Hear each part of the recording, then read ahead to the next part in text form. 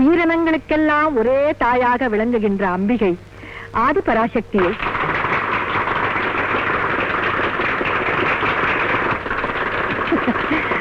பொறுங்க. இப்ப நீங்க கைத்தட்டுற அளவுக்கு நான் பெரிய விஷயம் ஒண்ணும் சொல்லலையே. எதுக்காக இந்த கைத்தட்டல்? அதாவதுமா ஆதிபராசக்திங்கிற பேரை நீங்க சொன்னீங்க பாருங்க. அதுக்காகவா? ஆமா, ஆதிபராசக்தியா நீங்களே நடிச்சால் பாருங்க, அது ஜனங்கள் மனசுல அப்படியே நின்னுடுத்து போங்க. ரொம்ப நன்றி. அப்படி அன்னையாக விளங்கும் ஆதிபராசக்தி தன் மக்களை காத்து ரட்சிப்பதற்காக பல்வேறு உருவங்களில், பல்வேறு நாமாக்களில், பல்வேறு இடங்களில் கோயில் கொண்டு அருளாட்சி புரிந்து வருகின்றாள். அவற்றில் அதி முக்கியமானது 64 சக்தி பீடங்கள். அந்த சக்தி பீடங்கள் எப்படி வந்தது தெரியுமா? அந்த இடத்துலதான் நம்ம கொஞ்சம் புராணத்தை பார்க்கணும். தட்சன் சொல்றாங்களே, அவன் யார் தெரியுமா? தட்சன் உன்னை பெற்றெடுத்த தந்தைதான். ஆனாலும் என்றுமே என்னை விரோதியாகவே எண்ணிக்கொண்டிருக்கிறான். எப்படி சொல்கிறீர்கள்? ஆதி பராசக்தியின் சித்தப்படி எனக்கென்றே அவதரித்த உன்னை அன்றே எனக்கு தர மறுத்தான். இன்று அவன் நடத்தும் யாகத்தின் பெயர் என்ன? சோமயாகம். அந்த யாகம் யாருக்கு உரியது? தங்களுக்கே உரியது. அப்படி எனக்கே உரிய யாகத்தை நடத்தும் அவன் என்னை அழைக்கவும் எனக்குரிய அபிர்வாகத்தை கொடுக்கவும் மறுத்து இதர தேவர்களையும் தெய்வங்களையும் அழைத்து யாகத்தை நடத்தும் நோக்கம் என்ன? அவர்கள் நோக்கம் எப்படியோ இருக்கலாம். ஆனால் அடியாள் அங்கு செல்லும் நோக்கம் என்ன என்பதை தேவரீர் புரிந்து கொள்ள வேண்டும் என்று பிரார்த்திக்கிறேன். என்ன? தங்களை பரம எதிரியாக பாவிக்கும் என் தந்தையை தங்களின் பரம பக்தனாக மாற்றி அன்பே சிவம் என்ற அரிய தத்துவத்தை புரிய வைக்கத்தான் போகிறேன். தோற்று விடுவாய். தங்களின் அனுகிரகம் இருந்தால் வென்று வருவேன். அவனை பொறுத்தவரையில் என் அனுகிரகம் கிடையாது. தட்சனை திருத்தப் போகும் நீ தோல்வி கண்டுதான் திரும்பப் போகிறாய். மன்னிக்க வேண்டும். என் தந்தை திருந்தினால் அன்றி நான் திருக்கைலாயம் திரும்ப மாட்டேன்.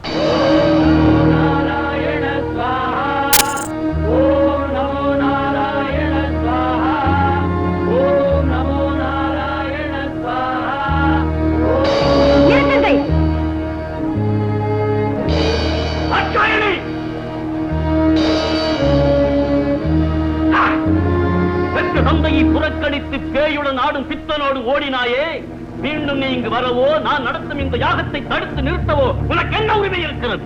இந்த சோமயாகம் யாருக்கு உரியதோ அவருடைய தர்ம பத்தினி நான். என் கணவர் அவமதிக்கப்படுவதை என்னால் சகித்துக் கொண்டிருக்க முடியாது. அது எனக்கும் தெரியுமே. சிவனுக்குரிய இந்த யாகத்தை அவன் அழைக்காமல் நடத்தினால் அவன் வெட்கி தலைகுனிவான். அவனது கேவலமான நிலை கண்டு தேவர்களும் தெய்வங்களும் கைகொட்டி சிரிப்பார்கள். தாட்சாயணி, அதை நீ கண்டு கலங்கி கத்தி கதறி துடிப்பாய். அதை நான் கண்டு ரசிப்பதற்காகத்தானே இந்த யாகம்.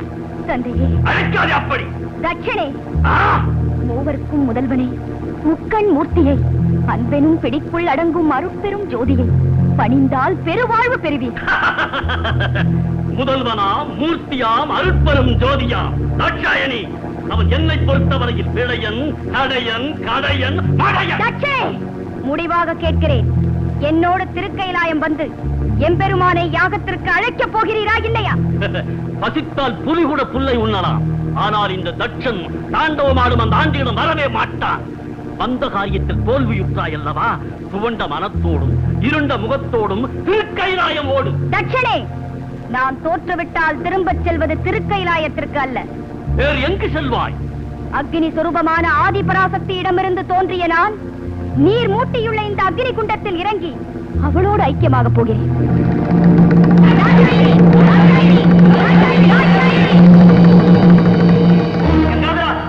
அதிதேவதையான தங்களது பத்தினி அக்னியில் இரண்டரை கலந்து விட்டால் அனைத்து உயிர்களும் சக்தி இழப்பதோடு நீங்களும் நானும் கூட பலமிழந்து பரிதவிக்க நேரிடும். உடனே தடுத்து நிறுத்துங்கள்.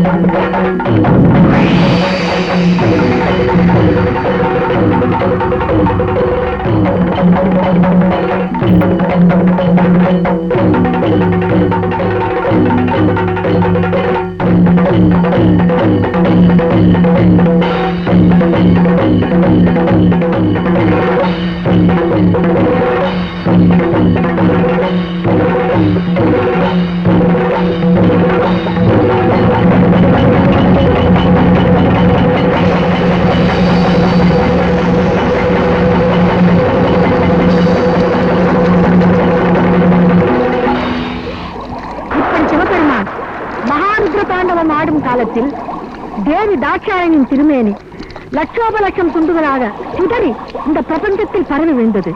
அவற்றில் 64 துண்டுகள் இந்த பாரத மண்ணில் வந்து விழுந்தன. அவைகள்தான் 64 சக்தி பீடங்கள் என்று புராணங்கள் கூறுகின்றன. அதிலே கண் வந்து விழுந்த இடம்தான் சமயபுரம். அதனாலதான் அவனுக்கு கண்ணபுரத்தால் என்கிற காரண பயிரம் ஏற்பட்டது. இதுக்கு ஒரு உதாரணம் சொல்றேன் கேளுங்க. அதே கிராமத்துல ஒரு தம்பதியருக்கு மகாகவி காலமேகத்தோட அருளால ஒரு புத்திரன் பிறந்தான். அவன் எப்படி இருந்தான் தெரியுமோ? சிற்பம், சித்திரம், இசை முதலிய எல்லா கலைகளிலும் தேர்ச்சி பெற்று மகாமேதையாக விளங்கினான். தாத்தா வந்திருக்காரா? தாத்தா என்ன பாக்குற பையல? வாடா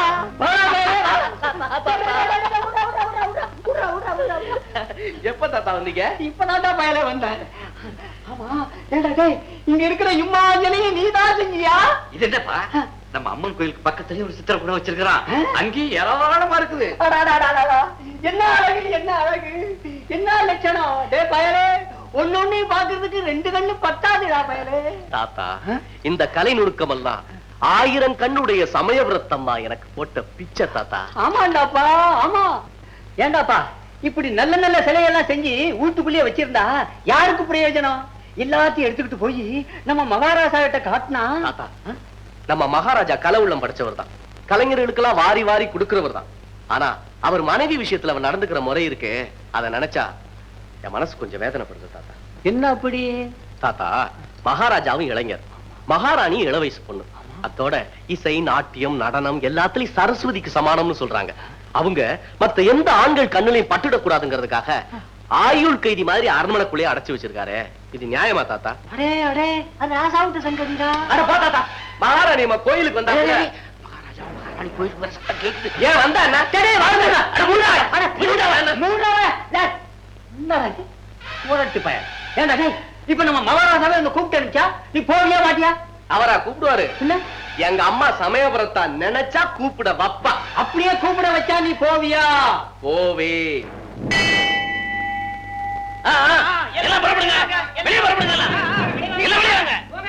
மகாராஜா மகாராணியார் கோயிலுக்கு போறாங்க, சீக்கிரம் வெளியே போங்க.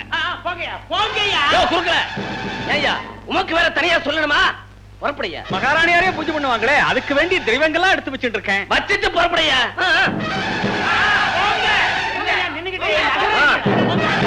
இல்லையா சரிங்க, சீக்கிரம் போங்க. சீக்கிரம் போங்க.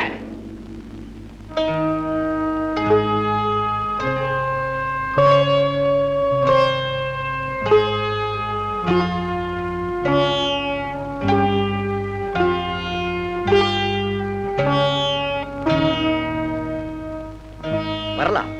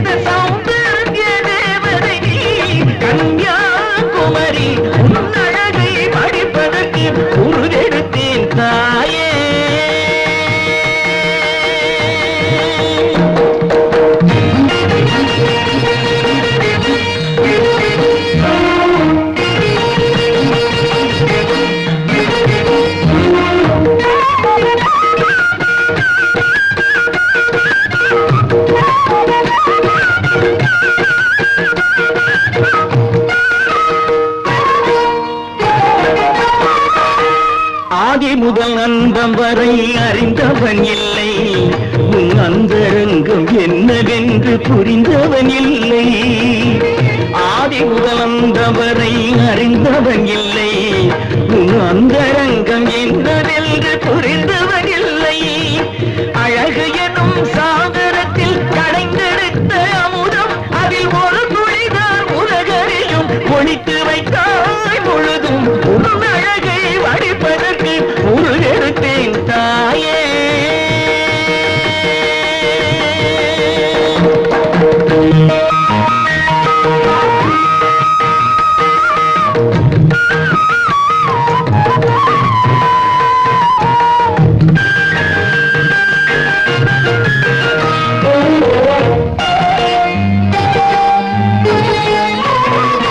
வார்குழலில் கருமை நிறம் கார்முகில் காட்ட,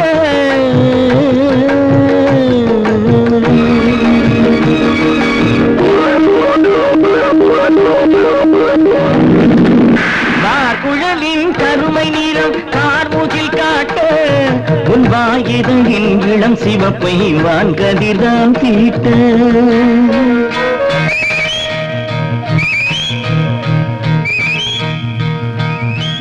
வார்குழலின் கருமை நிறம் கார்முகில் காட்ட, உன் வாயிதழின் இளம் சிவப்பை வான்கதிர்தான் தீட்ட. விழிமலரின் வெண்மை நிறம் குளிர் நிலவில் விளங்க,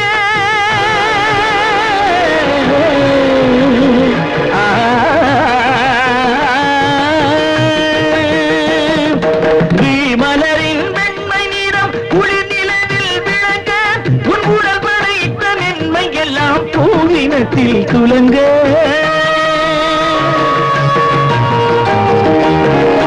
உன் அழகை வடிப்பதற்கு உருவெடுத்தேன் தாயே.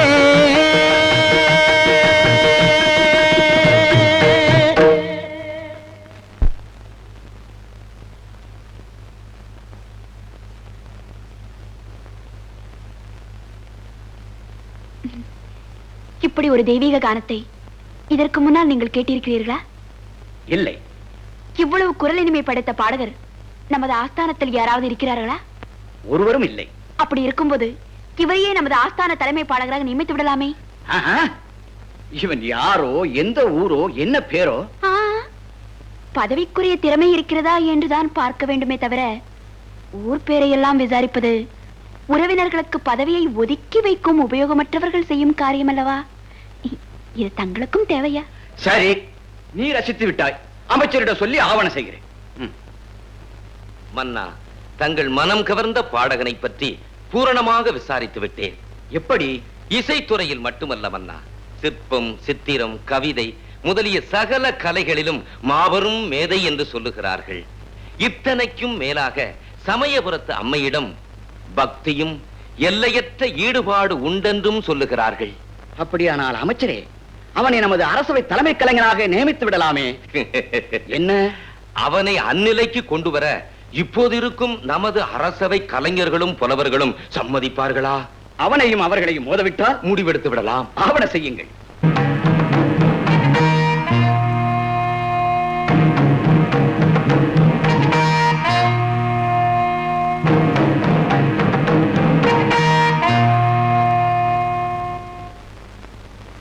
அரசவை கலைஞர்களே, கவி அரசர்களே, நாமும் நம் நாடும் செய்த தவப்பயனாக ஒரு தெய்வீக கலைஞனை நாம் இன்று பெற்றிருக்கிறோம்.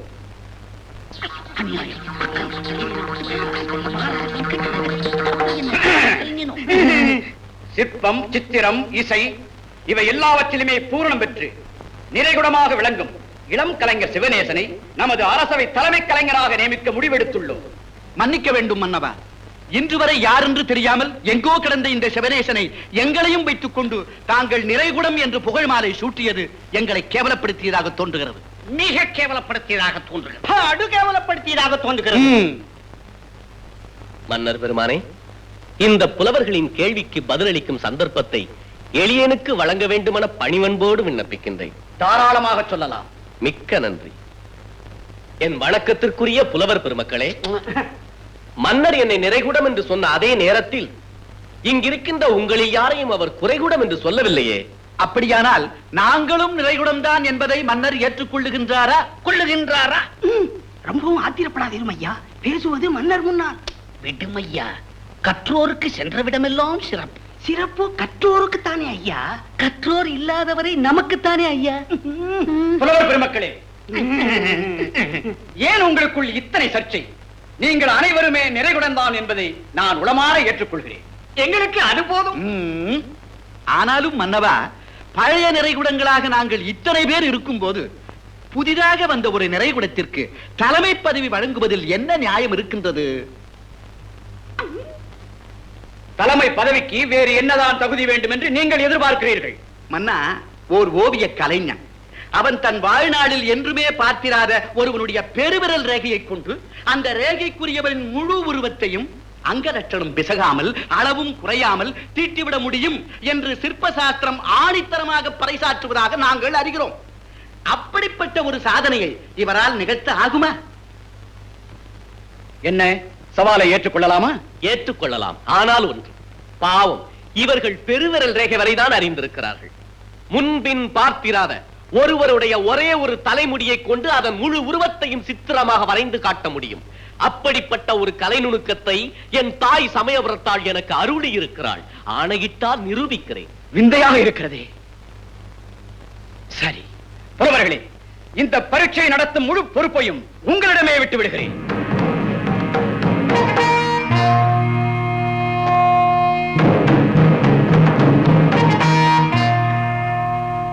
மன்னா, என் கையில் இருப்பது மிக மிக மிக அழகான ஒரு பெண்ணின் தலைமுடி. இதை கொண்டு இதற்குரிய பெண்ணின் உருவத்தை இவர் தீட்டட்டுமே, பார்ப்போம்.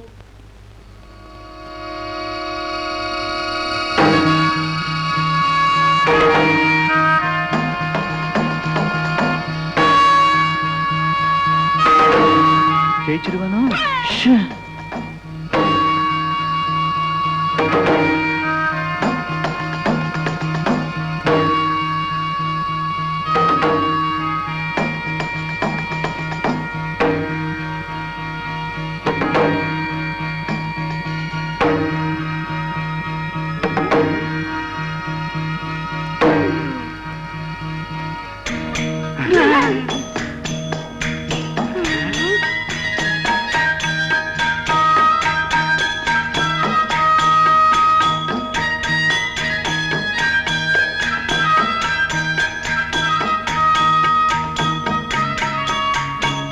மன்னா, இந்த முடிக்குரிய உருவம் இந்த முனிவர் தான்.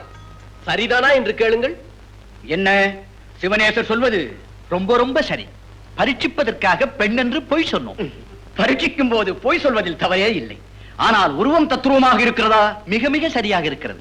ஏறும் மன்னா, இந்த சித்திரத்தில் ஒரு மாபெரும் குறை இருக்கிறது. சற்று உற்று பார்க்கும்படி வேண்டுகிறேன்.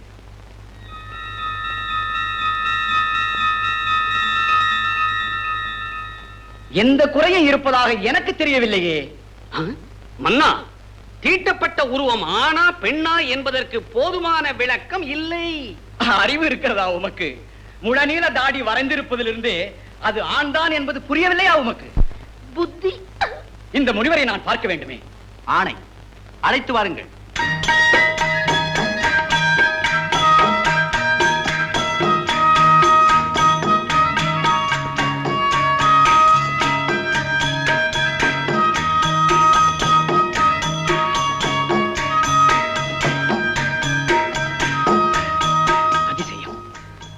அற்புதம்.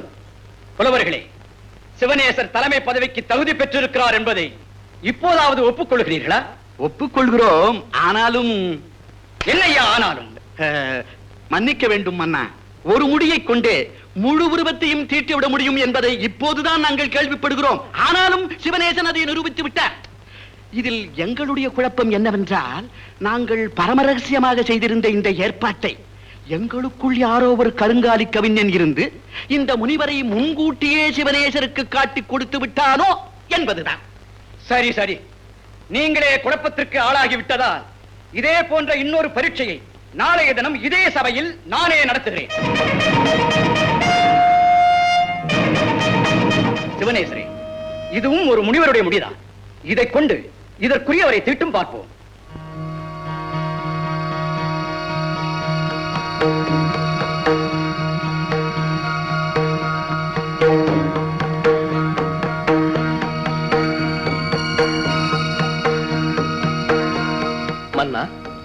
இந்த முடிக்குரியவரின் முழு உருவத்தையும் தீட்ட வேண்டுமா?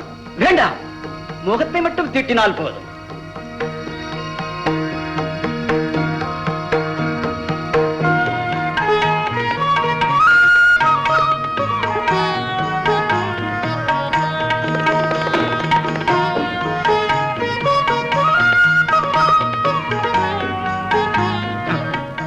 என்ன அது ராஜா என்னமோ சாமியார்னாரு, இந்த ஆள் என்னமோ பொம்பளை எல்லாம் எழுதிட்டு இல்லையா, நாம பிடுங்கின மாதிரி ராஜா பிடுங்கினாரோ என்னவோ, நாம என்னத்துக்கு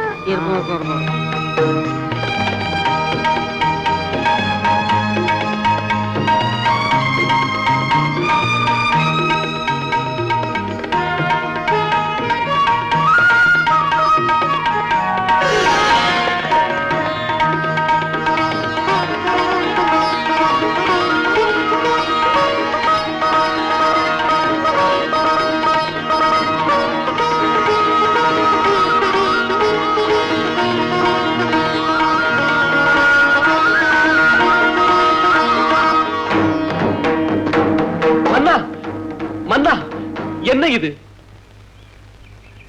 உன் திறமைக்கு தக்க பரிசளிக்கும் திரவியம் என்னிடத்தில் இல்லை. உனக்கு முன்னால் நான் ஏழையாகிவிட்டேன். அப்படி சொல்லாதீர்கள் மன்னா. கேட்டவர்க்கெல்லாம் வாரி வாரி வழங்கும் வள்ளலாகிய நீங்கள். சிவனேசா, யார் எதை கேட்டாலும் கொடுக்கும் சக்தி என்னிடம் இருக்கிறது. ஆனால் நான் விரும்பும் ஒன்றை கொடுக்கும் சக்தி உன் ஒருவனிடம் தான் இருக்கிறது. என்னிடமா? அது சிவனேசா, இளமையும் அழகும் காலப்போக்கில் அழிந்துவிடக்கூடியதானே? ஆமாம். என் மனைவியின் பேரழகை ரசிக்கும் போதெல்லாம் இந்த பயம் எனக்கு தோன்றிக் கொண்டே இருக்கிறது. நீ சிலை வடிப்பதிலும் வல்லவன் என்று கேள்விப்பட்டேன். புரிந்திருக்கும் என்று நம்புகிறேன். புரிந்து விட்டது மன்னா. இளமையும் எழிலும் பூத்து குலுங்கும் இன்றைய மகாராணியை சிலை வடிவாக தாங்கள் என்றென்றும் காண விரும்புகிறீர்கள், அதுதானே? சரி மன்னா, இந்த பணிக்கு நான் ஒரு சன்மானத்தை எதிர்பார்க்கலாம் அல்லவா? தாராளமாக. என்ன வேண்டும்? தங்கள் மனைவியாரின் திருமுகத்தை வரைந்தேன் அல்லவா? அந்த முகத்தில் பொதிந்து கிடக்கும் ரசனை உணர்வுகளை நான் வேறு யார் முகத்திலும் கண்டதில்லை. அவர்கள் முன்னால் அமர்ந்து பாடுவதற்கு எனக்கு ஒரு சந்தர்ப்பம் அளிக்க வேண்டும். மகாராணியார் ரசிப்பதை நான் நேரடியாக காண்பதுதான் எனக்கு மிகப்பெரிய சன்மானம். ஒரு கலைஞன் விரும்பும் சன்மானம் எது என்பதை இன்றுதான் நான் கேட்கிறேன். விருப்பம் நிறைவேறும்.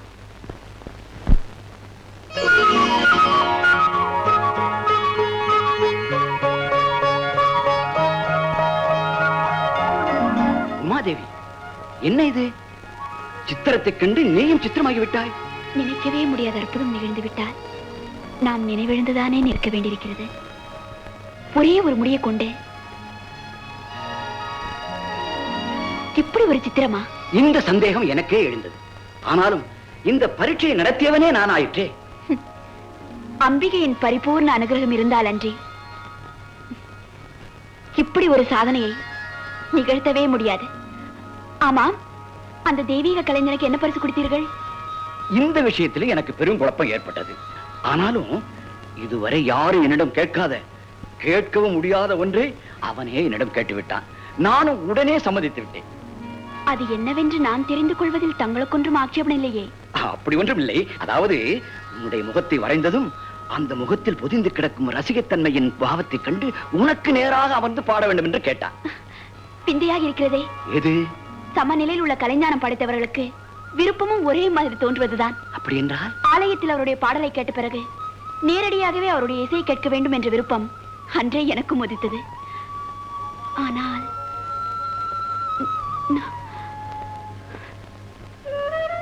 உமா, ஏதோ சொல்ல வந்தவள் சொல்ல முடியாமல் சட்டென்று புறப்பட்டு விட்டாயே.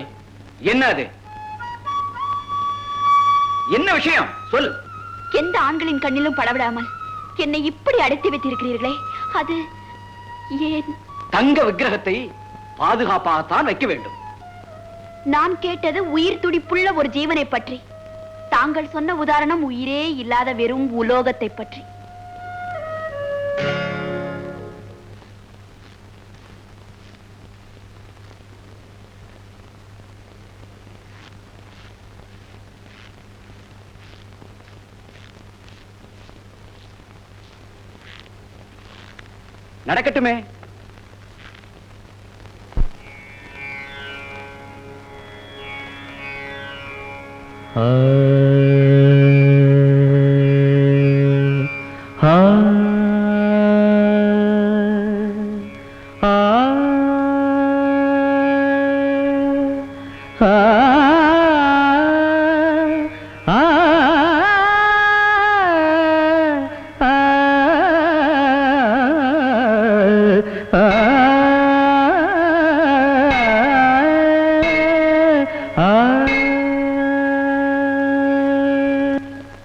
உமா, அபாயமணி அடிக்கிறது.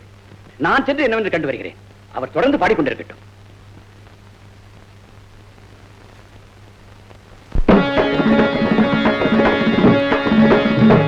மழை கூந்தல் முதல் மலர் பாதம் வரை தெய்வ காட்சி தெரிகின்றது.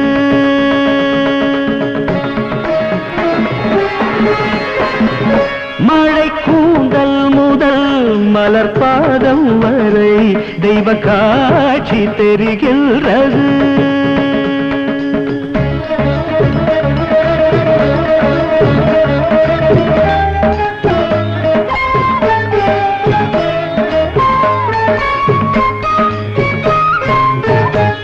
எழிற்கோலங்களும் இந்திரஜாலங்களும் அதில் ஆட்சி புரிகின்றது. அருளாட்சி புரிகின்றது. எழிற்கோலங்களும் இந்திரஜாலங்களும் அதில் ஆட்சி புரிகின்றது. அருளாட்சி புரிகின்றது. மழை கூந்தல் முதல் மலர் பாதம் வரை தெய்வ காட்சி தெரிகின்றது.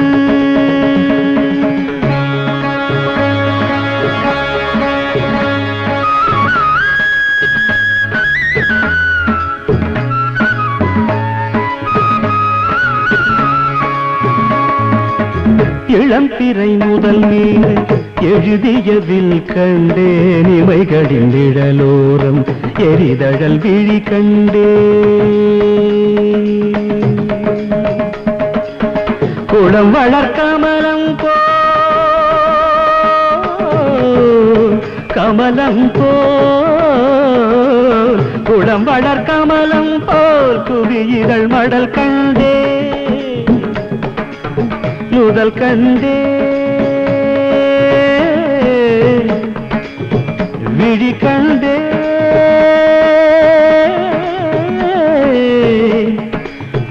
இதழ் கண்டேன் கனிதழ் கண்டேன். குளம் வளர் கமலம் போல் குவியிதழ் மடல் கண்டேன். குவியிதழ் நகையோரம் கொற்கையின் பரல் கண்டேன். குவியிதழ் நகையோரம் கொற்கையின் பரல் கண்டேன். மழை கூந்தல் முதல் மலர் பாதம் வரை தெய்வ காட்சி தெரிகின்றது.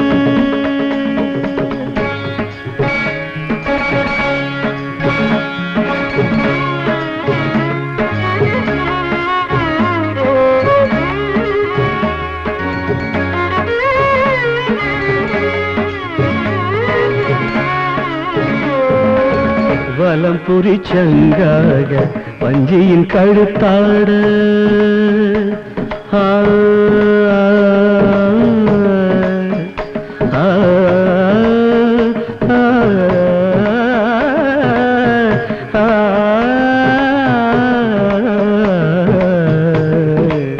வலம் புரி சங்காக வஞ்சியின் கழுத்தாட.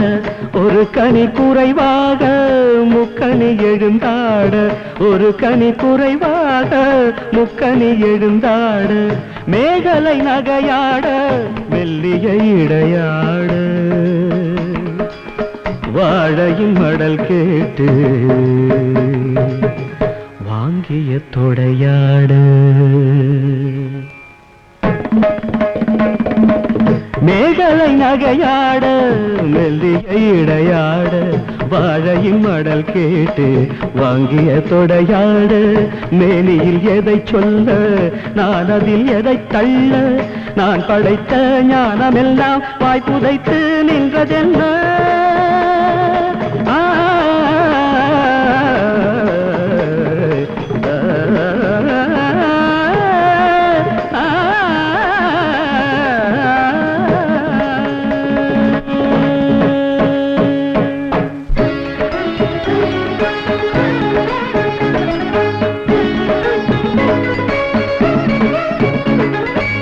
பூவடந்து பொன்னளந்து மேவிய தேவியுந்தன் பாதத்தாமரை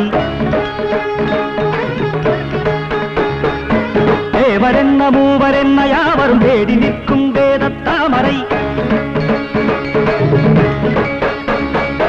குலுங்கிடும் சலங்கைகள் ஓம் என ஒலித்திட கோமள வதனத்தில் குங்குமம் பளிச்சிட இயலிசை நாடக கூத்துகள் நடித்திட எழுகடல் எண்டிசை இடிபட கொடிபட தகிட தகிட தகிட தகிட தோமென ஜதியோசை தரணியதிர்ந்திட மகசகசனி சனி பனி பம பமகம ஸ்வர ராக கீதமிசைத்திட பம்பைத்தாளம் துண்டுண்டன சண்டை மேடம் அம்மாவோ அரங்கினில் ஆர்த்திட கொம்பு சத்தம் ரெண்டும் கொட்டும் பறைகள் கொண்டாடும் அபிநய நாயகி தத்தும் கலை வித்தை இளந்தத்தை இவள் தஞ்சம் என பழகு நடனம் அழகு நடினம் புவனம் அறியவே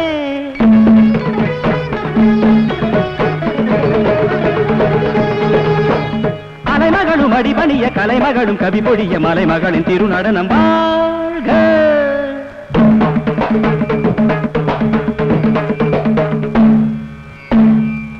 வானமோடு பூமியாட புலவிடு ஜீவராசியாவுமாட நடமிடு அழகலாம் விழியலாம் வருகிட அருளே நெருங்கி வா மழை பூந்தல் முதல் மலர் பாதம் வரை தெய்வ காட்சி தெரிகின்றது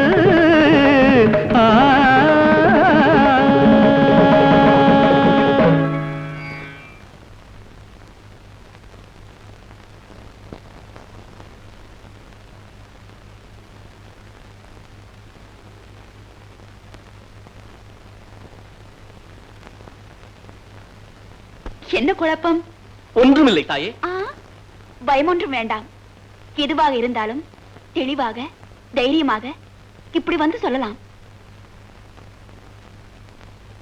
தாயே, நான் எப்பொழுதுமே பரிசு பொருட்களை பெரிதாக மதிப்பவன் அல்ல. இதே சன்மானத்தை வேறு யாராவது கொடுத்திருந்தால் நான் இவ்வளவு குழப்பம் அடைய மாட்டேன். இதை தாங்கள் கொடுத்ததால் தான் அளவில் குறைவாக தென்படுகிறதோ? மன்னிக்க வேண்டும், அறிவில் குறையாகத்தான் தென்படுகிறது. என்னவோ? நான் இங்கு பாடிய பாடலை 4 கன்னிகளாக பிரித்து பாடினேன். முதலில் பாடிய 3 கன்னிகளிலும் ராகத்தை மாற்றினேனே தவிர தாளத்தை மாற்றவில்லை. அதற்காக தாங்கள் ஒரே விதமான 3 தங்க தேங்காய்களை பரிசாக அளித்தீர்கள். 4வதாக நான் பாடிய கன்னியில் ராகம், தாளம், சந்தம், சந்தத்தினுள் சந்தம் எல்லாவற்றையுமே மாற்றி மாற்றி பாடினேன். ஆனால் தாங்களோ முதலில் பரிசளித்த 3 தேங்காய்களைப் போலவே 4வதும் பரிசளித்தீர்கள். அதனால் தான். அதாவது பாடலின் மாற்றத்துக்கு தக்கபடி பரிசில் மாறுதல் இல்லை, இதுதானே தங்களின் கருத்து? ஆமா. 4வதாக கொடுத்த அந்த தங்க தேங்காயை தங்களை எடுத்து வாருங்கள்.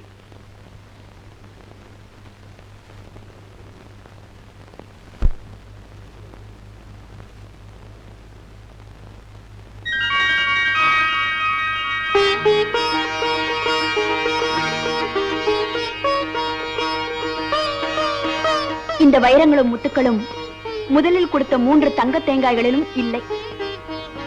இப்போது என்னுடைய அறிவில். தாயே, மன்னிக்க வேண்டும், நான் அறியாமல். உங்கள் துணிவை கண்டு நான் உள்ளூர மகிழ்ந்தேன். மிக்க நன்றி தாயே. ஆனாலும் அம்மா, எதுவானாலும் சொல்லலாம். தங்களிடம் குடிபுகுந்திருக்கிறதே இத்தனை நுணுக்கமும் விதரணையும் கொண்ட பூரணம் பெற்ற கலைஞானம் தங்களுக்கு இருப்பதை விடவா? எனக்கு இருப்பதற்கு 1000 காரணம் இருக்கிறது தாயே. குறிப்பாக நான் பிறப்பதற்கு முன்பே மகாகவி காளமேகம் பூரண கலைஞானம் பெற்ற ஒரு புத்திரன் பிறப்பான் என்று என் தாய் தந்தையருக்கு ஆசி கூறினாராம். அதன் பலன்தானோ என்னவோ, கலை சம்பந்தப்பட்ட பல துறைகளில் உள்ள வல்லுநர்களும் மேதைகளும் நான் இருக்குமிடம் தேடி வந்து எனக்கு இந்த செல்வத்தை வாரி வாரி வழங்கினார்கள். ஆனால் அத்தகைய சந்தர்ப்பம் தங்களுக்கு ஏற்பட வழியே இல்லையே. தாங்கள் அரண்மனையில் இருந்தாலும் தங்க குண்டில் அடைபட்ட கிளிதானே. இத்தனை ஞானங்களும் எப்படி, எந்த வழியாக இங்கு நுழைந்திருக்க முடியும்?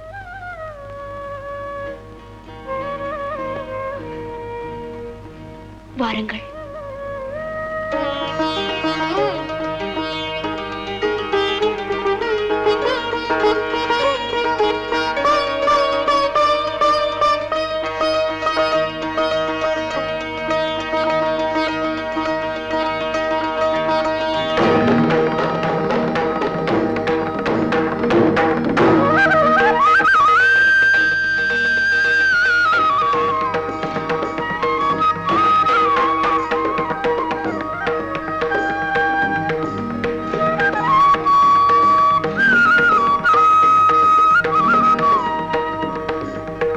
தாயே, இங்கிருக்கும் இத்தனை இசைக்கருவிகளிலும் தங்களுக்கு பயிற்சி உண்டா? உண்டு. அது மட்டுமல்ல, நான் தனிமையில் இருப்பதாக வருந்தினீர்களே, எக்காலமும் இவர்களோடு சேர்ந்தே வசிக்கிறேன். தனிமை போய்விடுகிறது. இவற்றையே வாசிக்கிறேன். இனிமை கூடிவிடுகிறது. என்ன தாங்களாகவே? இல்லை தாயே, வசிக்கிறேன் தனிமை போய்விடுகிறது, வாசிக்கிறேன் இனிமை கூடிவிடுகிறது என்று சொன்னீர்களே, உங்கள் சொல்லோடு உறவாடும் கவிநயத்தை கண்டு நான் சொக்கி நிற்கின்றேன் அம்மா. அது தங்களோடு சற்று நேரம் பேசினேன் அல்லவா, அந்த பழக்க வாசனை. இல்லை என்றால் எனக்கு எப்படி இந்த சொல்லழகெல்லாம்? தாயே, தாங்கள் கலைவாணியின் போகட்டும். இவற்றையெல்லாம் கண்ட பிறகாவது என்னை பற்றி தங்களுக்கு ஏற்பட்டிருந்த ஐயம் நீங்கி விட்டதல்லவா? தாயே, தங்களை நான் முழுமையாக புரிந்து கொண்டது இப்பொழுதல்ல, தாங்களே இதை திறந்து காட்டினீர்களே, அப்போதே தங்களை பற்றி நான் பூரணமாக தெரிந்து கொண்டேன். நன்றி.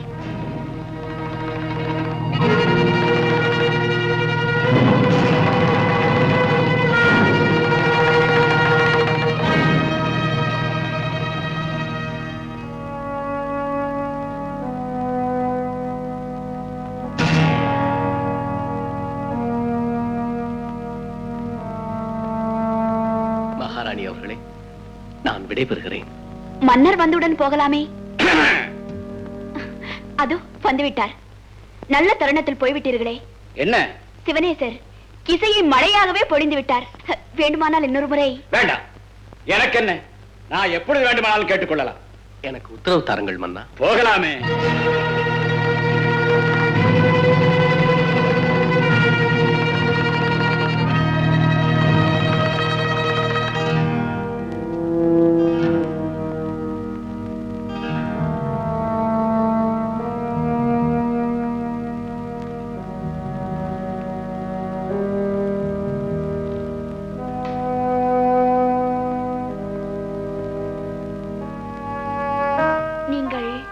திரும்பி வந்ததிலிருந்து ஒரு மாதிரியாக இருக்கிறீர்களே, போன காரியம்?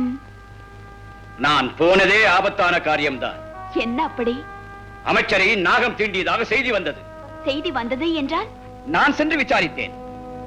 அமைச்சர் மல்லிகை பூங்காவில் உலாவிக் கொண்டிருந்தாராம். அப்போது சுருக்கென்று அவர் காலில் ஏதோ குத்தியதாம். திரும்பி பார்த்தபோது ஒரு கருநாகம் ஊர்ந்து சென்று கொண்டிருந்ததாம். தன்னை தீண்டியது அந்த கருநாகம் தான் என்று நினைத்து பயந்து மூர்ச்சியாகிவிட்டாராம். ஆனால் மருத்துவர்களோ தீண்டியது நாகம் அல்ல, சுருக்கென்று குத்தியது முள்தான் என கூறுகிறார்கள். ஆனாலும் அமைச்சர் இன்னமும் சந்தேகத்துடன் பயந்து பயந்து செத்துக் கொண்டிருக்கிறார்.